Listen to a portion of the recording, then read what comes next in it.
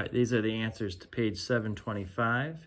And the first one here gives us x and y equations, parametric equations. We want to know what dy dx is. So what you needed to do is to figure out what dy d theta would be. So dy d theta would be 2 cosine theta. And then dx d theta would be negative 2 sine theta. And so if I want dy dx, that's going to be dy d theta over dx d theta. So it's going to be 2 cosine theta over negative 2 sine theta, which would be a negative cotangent theta. So that's what the expression is. Then they want it at pi over 4. So if you were to put pi over 4 in here, the tangent of pi over 4 is 1. The cotangent is the reciprocal, which is still 1. So dy dx at pi over 4, I'll put it over here, dy dx at pi over 4 is equal to negative 1. Again, here's the expression for it. We got that by doing dy d theta over dx d theta, and then I just put pi over 4 in. Now, as far as the second derivative, what we do is we take the derivative of the first derivative. So the derivative of negative cotangent would be negative, and then the derivative of cotangent is also negative. So this is going to turn positive cosecant squared. That's the derivative of cotangent. Derivative of tangent is secant squared. Cotangent is cosecant squared, kind of how I remember it. And then we have to divide by dx d theta one more time. So we got to bring this negative 2 sine theta back in.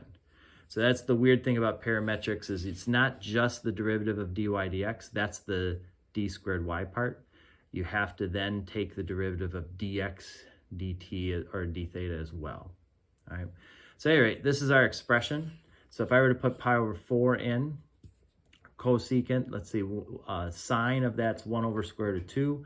So flip it, you get square root of 2. If we square it, we're going to get 2 on the top. And then the sine is that 1 over square root of 2.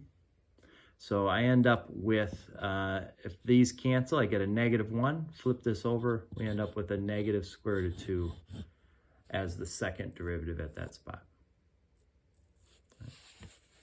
17 gives us this parametric, and we're looking at t equal 2. We want to know what dx dt, dy dt, and dy dx. So dx dt is easy enough. If you take the derivative of that, you just get 2. It doesn't matter what t is, right?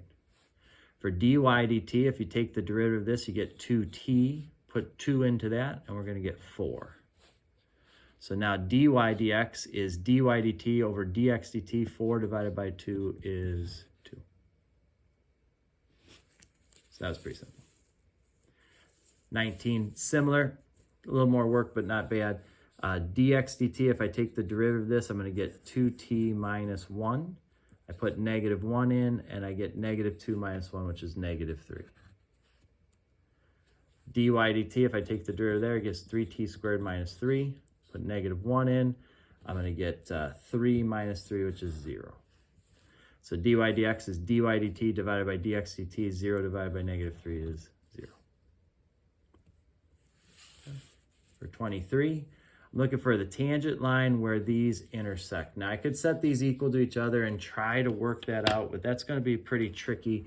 So let's use the calculator to kind of help us out with this one here.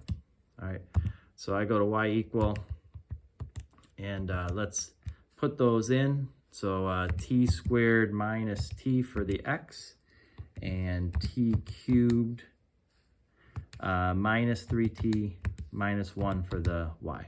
All right, and I'll just graph these and see. Let me make this negative 10, and then I'm going to go to a regular window here. Let's see if we can find an intersection point. Aha. So there's our intersection point. If I hit trace and kind of go like this,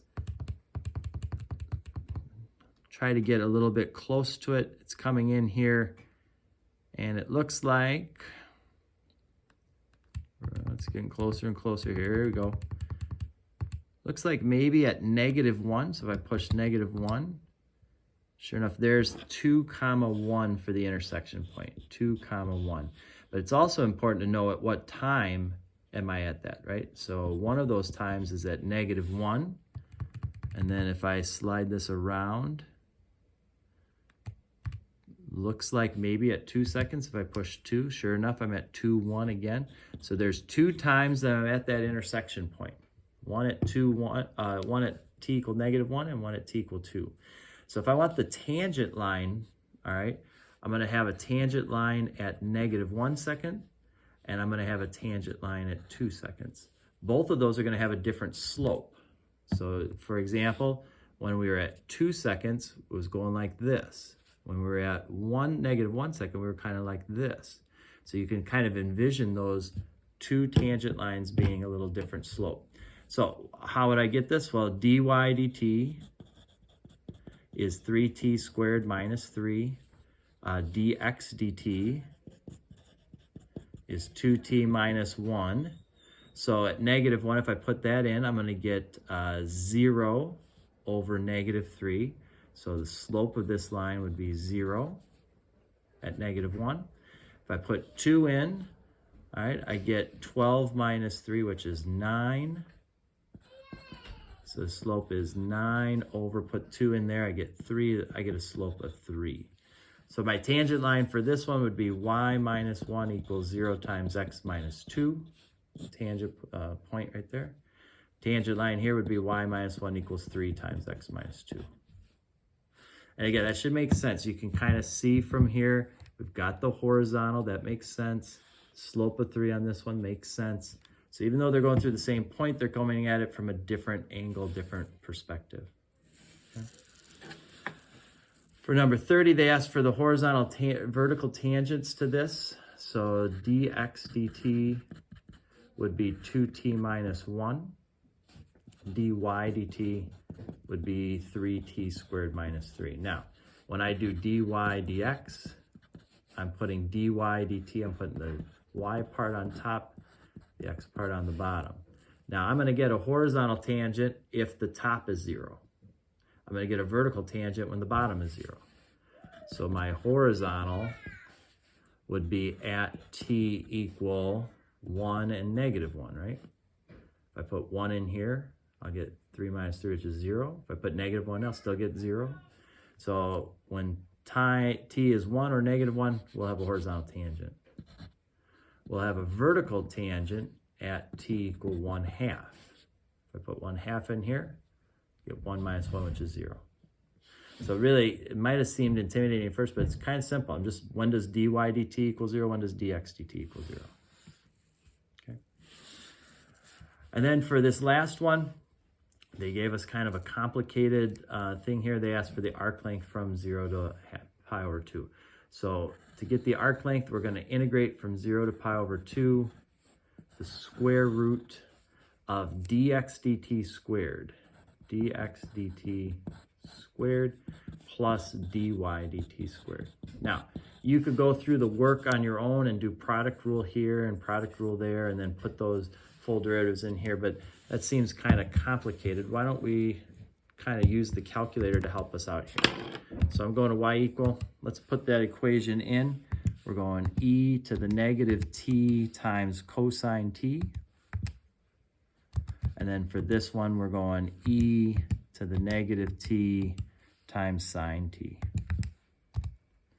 All right, and then I'm going math 9, 0 to pi divided by 2 of the square root of, now I'm going to put a parenthesis down because I want to do math 8, the derivative of alpha trace x1.